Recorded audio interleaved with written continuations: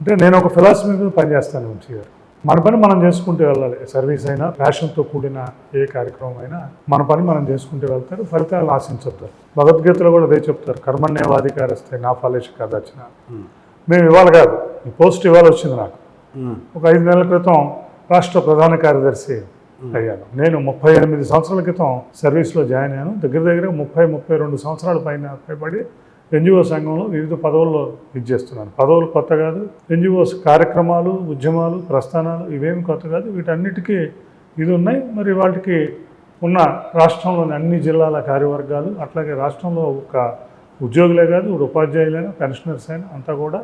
ఎందుకంటే AP NGOs association రాష్ట్ర అధ్యక్షుడే JAC చైర్మన్గా ఉంటారు. ఎందుకంటే అందరూ కూడా మనకున్న అనుభవం, ఉన్న ఉద్యమ ప్రస్థానం, దానికి సంబంధించిన కార్యకలాపాలు ఇవన్నింటినీ కూడా దృష్టిలో పెట్టుకుని సాగర్ గారు అయితే ఈ పదవికి న్యాయం చేస్తారని చెప్పి ఉద్యోగులందరూ కూడా అటువంటి ఆశాభావాన్ని వ్యక్తం చేసిన పిమ్మట మొత్తం ఉన్న అన్ని జిల్లాల కార్యవర్గాలు, అన్ని జిల్లాలు కలిసి నన్ను ఏకగ్రీవంగా ఏపీ ఎన్జిఓ అధ్యక్షుడిగా ఎన్నిక తీసుకోవడం జరిగింది.